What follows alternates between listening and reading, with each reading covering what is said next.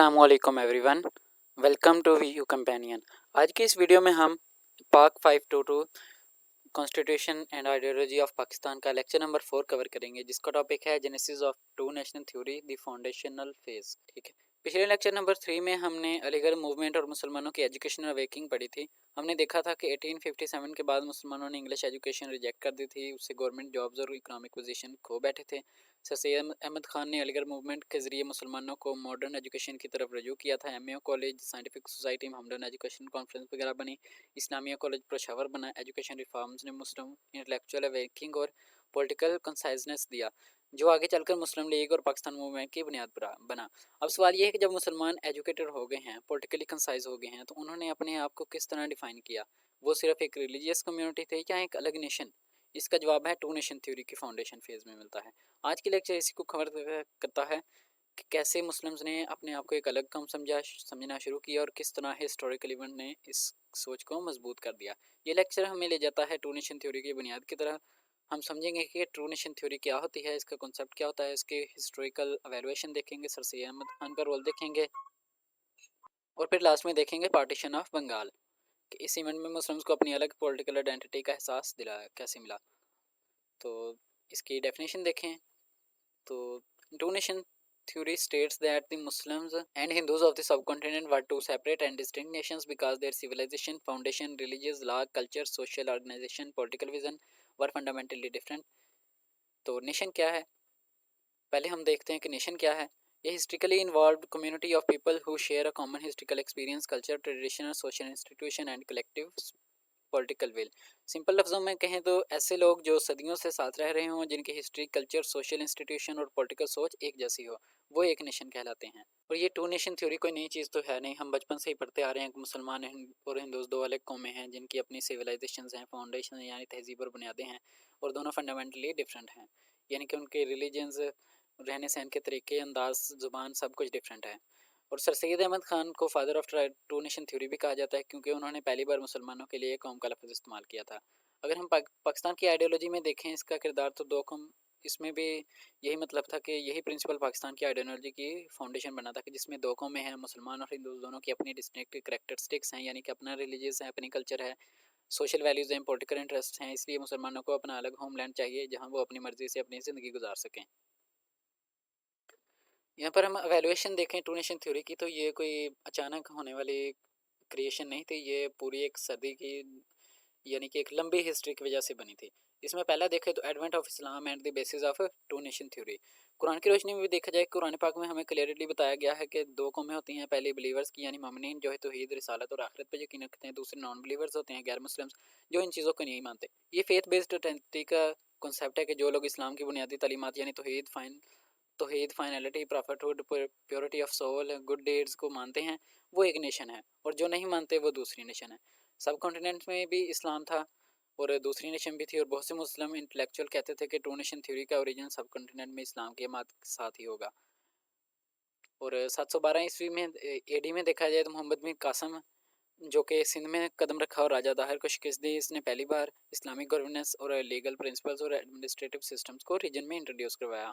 ये वही institutional presence थी जिसने मुस्लिम हिस्ट्रिकल मेमोरी की बुनियाद रखी। ये इंपॉर्टेंट इसी वजह से था कि इससे पता चलता है कि मुस्लिम रूल की अमाद के साथ एक ही अलग मुस्लिम आइडेंटिटी का कॉन्सेप्ट भी आ गया है, जो गवर्नेंस, लाज और एडमिनिस्ट्रेशन में हिंदू से बिल्कुल अलग है। उसके बाद हम Muslim leaders and articulation of idea of two nation theory में देखें तो इसमें मुस्लिम लीडर्स और स्कॉलर ने धीरे धीरे इस बात को आर्टिकुलेट किया, समझा कि मुसलमान और हिंदू दो कौमें हैं। उन्होंने डिफरेंट बुक्स भी लिखी, जिसमें पहली थी किताब तहकीकुल हिंद, और इन्हें, और दूसरी मोहम्मद गजनवी का कोर्ट का मेंबर था, वो अबू रेहान के बारे में, अबू रेहान अल बिरूनी है, उन्होंने बुक लिखी थी किताब तहकीक अल हिंद। ठीक है, वो मोहम्मद महमूद गजनवी के कोर्ट के मेंबर थे, यानी उनके दरबार के मेंबर थे, और वही इस टू नेशन थ्योरी के पहले फाउंडर थे।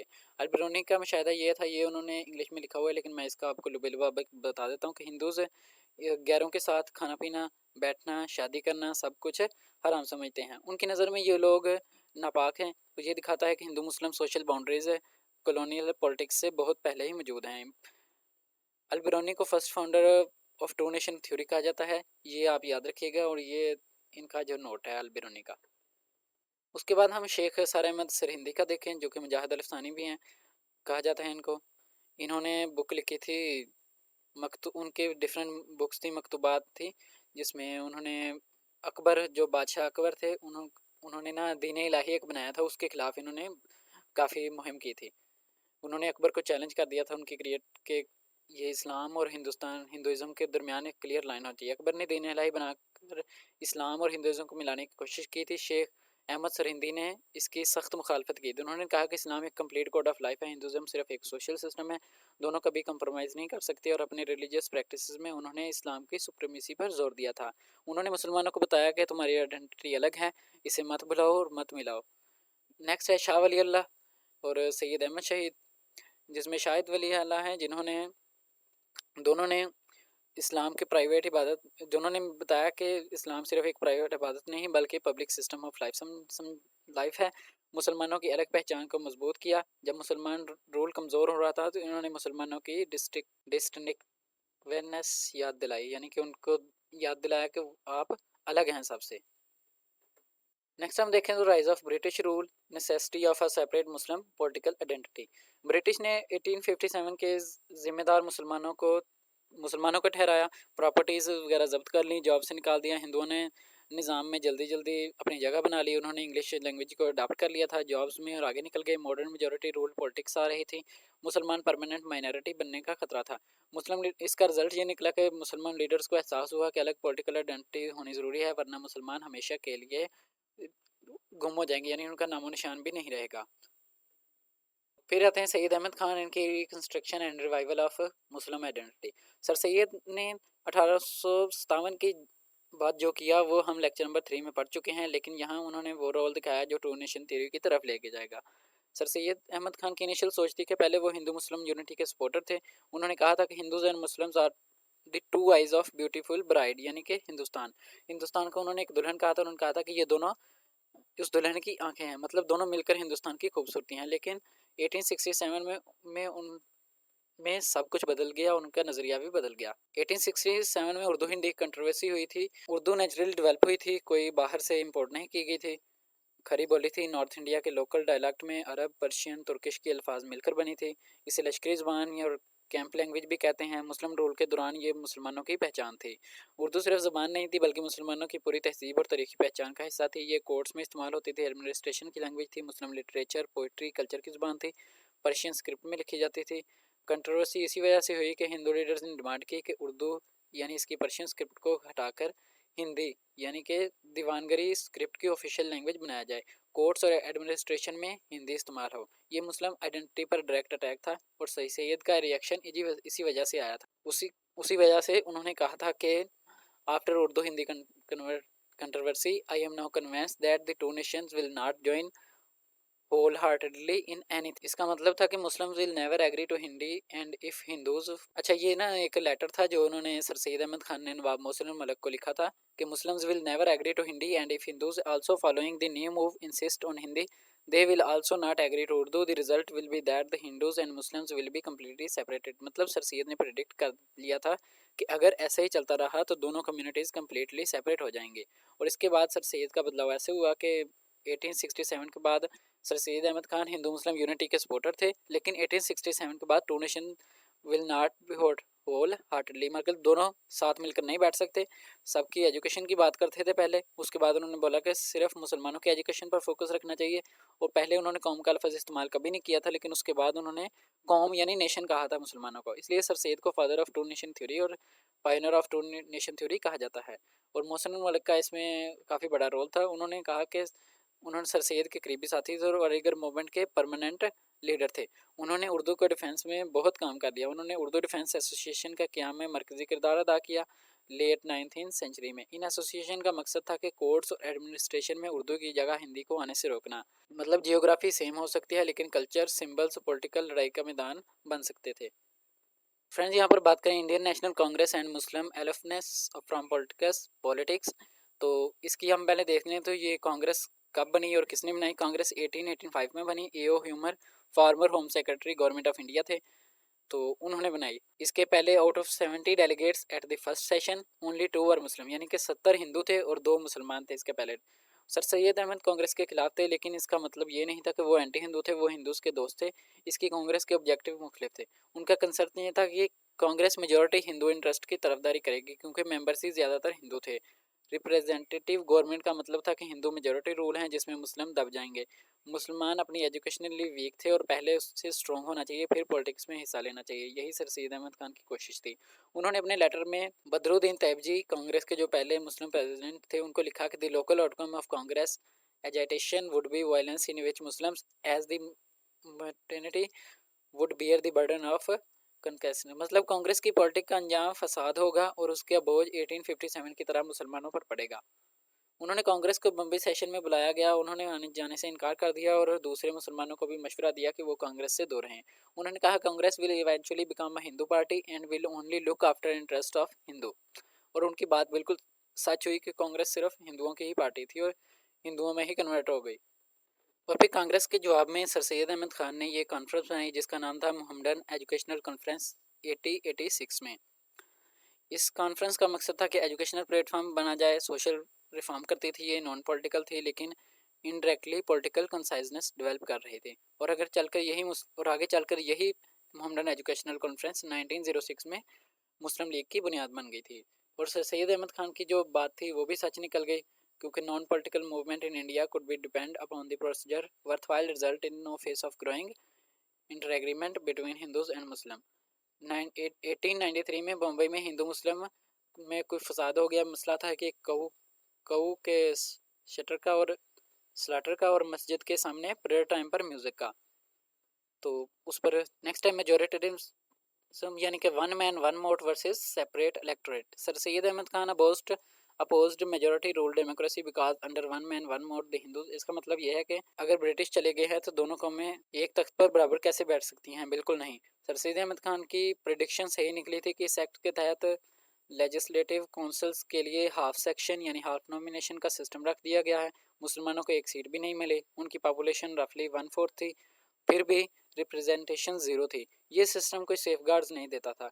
उन्होंने सेपरेट इलेक्टोरेट यानी कि मुसलमानों को एक डिस्टिंक्ट पॉलिटिकल कम्युनिटी दी जाए। उन्हें हक होना चाहिए कि वो अपने रिप्रेजेंटेड खुद अलग से सिलेक्ट कर सकें, यानी तमाम मुसलमानों उनके अपने लीडर्स हों और हिंदुओं के अपने लीडर हों, और हिंदू अपने हिंदू लीडर्स को वोट करें और मुसलमान अपने मुस्लिम लीडर्स को वोट करें। इस तरह सबकी पॉलिटिकल आइडेंटिटी भी सेफ रहेगी। ये इनकी डिमांड थी। सेपरेट इलेक्टोरेट्स ने इस आइडिया को रीइंफोर्स किया कि मुसलमान एक अलग पॉलिटिकल कम्युनिटी हैं, और ये टू नेशन थ्योरी की फाउंडेशन को मजबूत करता था। फिर हम देखेंगे पार्टीशन ऑफ बंगाल 1905 यानी कि डेमोग्राफिक रिकग्नाइजेशन। इसकी डेट थी सितंबर 1 1905 यानी 1905 सितंबर 1 1905। ये अनाउंस की थी लॉर्ड कर्जन, जो कि वाइसराय ऑफ इंडिया थे। Administration major Bengal too large to govern. इसकी वजह ये थी। तो कोजन ने कहा कि ये सिर्फ एडमिनिस्ट्रेशन मेयर है कि कोई पॉलिटिकल मूव नहीं है। बंगाल बहुत बड़ा है और गवर्न करना मुश्किल हो रहा है। उन्होंने कहा कि it would invest to Mohammedans in eastern Bengal with a unity which they have not enjoyed since the days of old मुसलमान वाइसराइज एंड किंग्स। मतलब ईस्टर्न बंगाल के मुसलमानों को वो यूनिटी मिल जाएगी जो पुराने मुसलमान रूलर्स के ज़माने के बाद नहीं मिली थी। मुसलमानों ने इसके रिस्पॉन्स में इसको वेलकम किया कि पहली बार ऐसी प्रोविंस मिली जहां मुसलमानों की मेजॉरिटी थी, तकरीबन 54%। और इसके बेनिफिट ये हुए कि मुसलमानों को गवर्नमेंट जॉब्स मिलनी शुरू हो गई, एजुकेशन मिली, पॉलिटिक्स रिप्रेजेंटेशन का मज़ीद मौका मिल गया, और यहाँ पर हिंदुओं की डोमिनेंस कम हुई क्योंकि कलकत्ता और हिंदू इकोनॉमिक कंट्रोल कम हुआ। कॉन्फिडेंस में भी मुसलमानों को अपनी अलग प्रोविंशनल स्ट्रेंथ का एहसास हुआ। नवाब समीउल्लाह ने ओपनली इस मेयर को सपोर्ट किया, और सर सैयद अहमद खान की बात सही निकली कि मुसलमानों को पॉलिटिकल इंटरेस्ट हिंदू से अलग हैं, और हिंदुओं का रिएक्शन बिल्कुल इससे अपोजिट हुआ था, क्योंकि कलकत्ता के कमर्शियल और प्रोफेशनल सुप्रीमेसी ख़त्म हो रही थी। बंगाल का कल्चरल यूनिटी सिंबल समझते थे और वो सेपरेट हो गया था। नेशनलिज्म भी इसे डिवाइड एंड रूल की ब्रिटिश स्ट्रेटजी समझा और हिंदुओं ने, और मुसलमान मेजोरिटी प्रोविंस से हिंदू पॉलिटिकल इन्फ्लुएंस कम हो रहा था। हेनरी घोष ने वंदे मातरम में लिखा था कि the composite culture of India is undoubtedly Hindu. ये स्टेटमेंट दिखाता है कि हिंदू नेशनलिस्ट्स क्या सोच रहे हैं। कंपोजिट कल्चर का मतलब उनके लिए हिंदू कल्चर था। उसके बाद हिंदू लीडर सुरेंद्र नाथ बांद्रे ने इस पार्टीशन के खिलाफ तहरीक चलाई जिसका नाम था स्वदेशी मूवमेंट। ब्रिटिश गुड्स को बाइकाट किया गया, लोकल इंडियन प्रोडक्ट्स को इस्तेमाल किया गया। पूरा बंगाल इस मूवमेंट से हिल गया था।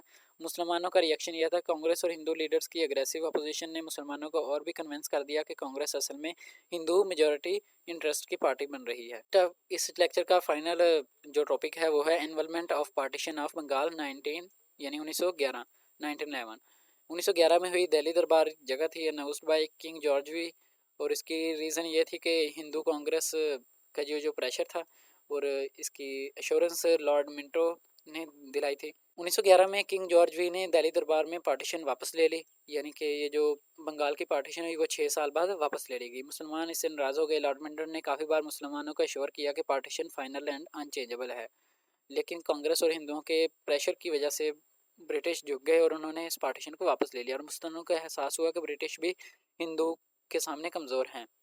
The British have cave to Hindu agitation at the expense of मुसलमान पॉलिटिकल होप्स। इस इवेंट का सबक ये था कि ये आई ओपनिंग इवेंट था मुसलमानों के लिए। उन्हें समझ आ गया था कि हिंदू और मुसलमान एक पॉलिटिकल इंटरेस्ट आपस में टकराव करते हैं। ब्रिटिश भी हमेशा मुसलमानों के साथ नहीं रहेंगे और मुसलमानों को अपनी दो ताकतों से लड़ना पड़ेगा, हिंदू और ब्रिटिश दोनों से, और अपनी अलग कौमी पहचान को मजबूत करना होगा। इससे टू नेशन थ्योरी को और ज़्यादा मजबूती मिली। तो स्टूडेंट्स, आज के लेक्चर में हमने टू नेशन थ्योरी को पढ़ी, इसकी डिफरेंट हिस्ट्री एवेल्यूएशन पढ़ी। हमने देखा कि किस क्या डिफरेंट इवेंट्स हुए जिसमें उर्दू हिंदी कंट्रोवर्सी थी, फिर ये मोहम्मदन एजुकेशनल कॉन्फ्रेंस की बुनियाद थी, कांग्रेस की बुनियाद थी, पार्टीशन ऑफ बंगाल थी और इसकी फिर से वापसी हुई थी। और स्टूडेंट्स, मैंने इस लेक्चर में से जो डेट्स वगैरह हैं वो मैंने ये निकाल कर रखी हैं, जैसे कि आप ये फाइल चेकआउट कर सकते हैं। यहाँ पर आप ये डेट्स देख सकते हैं। ये एग्ज़ाम्स के लिए काफ़ी इंपॉर्टेंट है और जो इम्पोर्टेंट पर्सनैलिटीज़ और इम्पोर्टेंट की पॉइंट्स है वो भी मैंने नोट कर दिए हैं। आपको ये फाइल डिस्क्रिप्शन से मिल जाएगी और अगर डिस्क्रिप्शन से ना मिले तो व्हाट्सएप ग्रुप से मिल जाएगी। तो फ्रेंड्स, वीडियो कैसी लगी? अगर वीडियो अच्छी लगी हो तो लाइक कर दें, शेयर कर दें और चैनल वीयू कंपेनियन को सब्सक्राइब कर दें। मिलते हैं नेक्स्ट लेक्चर में, तब तक के लिए अल्लाह हाफिज़।